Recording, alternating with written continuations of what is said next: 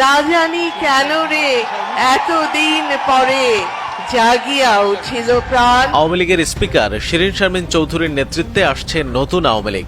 এই বিষয় নিয়ে চাঞ্চল্যকর মন্তব্য করলেন গোলাম মাওলা রনি। সাবেক স্পিকার শিরীন শারমিন চৌধুরীকে জামিনে ছেড়ে দেওয়ার পর তাকে দিয়ে নতুন আওয়ামী লীগ খোলার কথা কেউ কেউ বলছেন বলে জানিয়েছেন সাবেক সংসদ সদস্য ও রাজনৈতিক বিশ্লেষক গোলাম মাওলা রনি। তবে তিনি মনে করেন এই পরিকল্পনা ফেল করবে। গোলাম মাওলা রনি বলেন, শিরীন শারমিন চৌধুরীকে ছেড়ে দেওয়ার পরে লোকজন বলল সরকারের মেরুদণ্ড বলে কিছু নেই, এই সরকার পারে না। নিঃসন্দেহে শিরীন শারমিনকে দিয়ে তারা একটা খারাপ খেলা খেলতে চাচ্ছে। তারা তাদের পছন্দ মতো একটা নতুন আওয়ামী লীগ খুলতে চাচ্ছে। পুরনো আওয়ামী লীগ বন্ধ হয়ে গেছে। যেমন শেখ হাসিনা চেষ্টা করেছিলেন নতুন বিএনপি করার জন্য, তৃণমূল বিএনপি করার জন্য। এখন তৃণমূল আওয়ামী লীগ বা নতুন আওয়ামী লীগ করার জন্য শিরীন শারমিন চৌধুরীকে ছেড়ে দেওয়া হয়েছে। সম্প্রতি নিজের ইউটিউব চ্যানেলে দেওয়া এক ভিডিওতে এসব কথা বলেন গোলাম মাওলা রনি। তবে তিনি মনে করেন এই নতুন আওয়ামী লীগ সৃষ্টির চেষ্টা ফেল করবে।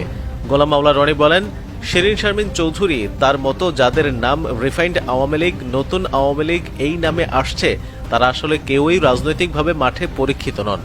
শিরীন শারমিনকে নিয়ে যারা চেষ্টা করছেন তারা ফেল করবেন। অন্যদিকে সাংবাদিক মাসুদ কামাল বলেছেন, দ্রুততম সময়ে শিরীন শারমিনকে মুক্তি, রহস্যটা আসলে কি? সিনিয়র সাংবাদিক ও রাজনৈতিক বিশ্লেষক মাসুদ কামাল বলেছেন, সাবেক স্পিকার শিরীন শারমিন চৌধুরীকে গ্রেপ্তার করা হয়েছিল এপ্রিল মাসের 7 তারিখে। ঠিক 5 দিনের মাথায় উনি ছাড়া পেয়ে গেলেন, ওনার জামিন হয়ে গেল। ওনার বিরুদ্ধে মামলা ছিল 6টার মতো। যতদূর জানি তার মধ্যে 3টাতে ওনার ব্যাপারে ফাইল রিপোর্ট দেওয়া হয়েছে, মানে ওনাকে দোষী সাব্যস্ত করা হয়নি একেবারেই। বাকি 3টা তদন্ত চলছে। যে মামলায় ওনাকে গ্রেপ্তার করা হয়েছিল সেই মামলায় ওনার জন্য পুলিশ রিমান্ড চেয়েছিল। আদালত রিমান্ড দেয়নি, জেলে পাঠিয়ে দিয়েছে এবং কয়েকদিন পরে জামিন হয়ে গেছে এবং জামিন হওয়ার পর উনি ছাড়াও পেয়ে গেছেন।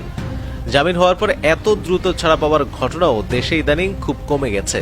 এ কারণে যখন জামিনের আদেশ দিয়ে জেলখানায় যাওয়া হয় তখন দেখা যায় বের হওয়ার সঙ্গে সঙ্গে জেল গেটে তাকে অন্য একটি মামলায় আবার গ্রেপ্তার দেখানো হয়।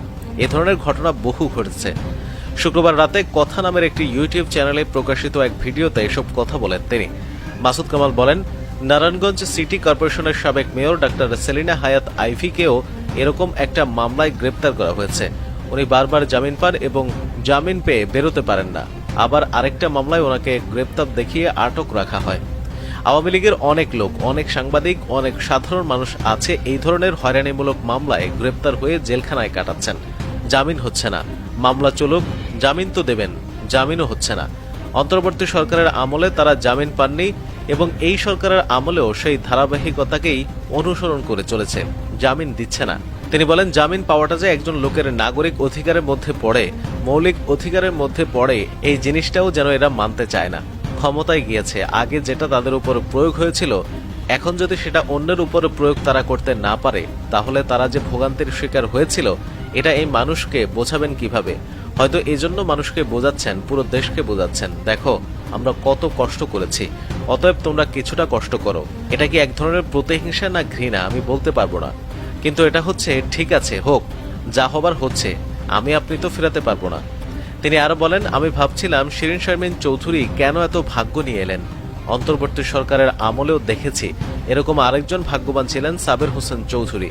ওনার বিরুদ্ধে হত্যা মামলা ছিল এবং উনি আরো দ্রুত ছাড়া পেয়ে গিয়েছিলেন। একাধিক হত্যা মামলা একই দিন নিম্ন আদালত থেকে, এটা ইন্টারেস্টিং ঘটনা।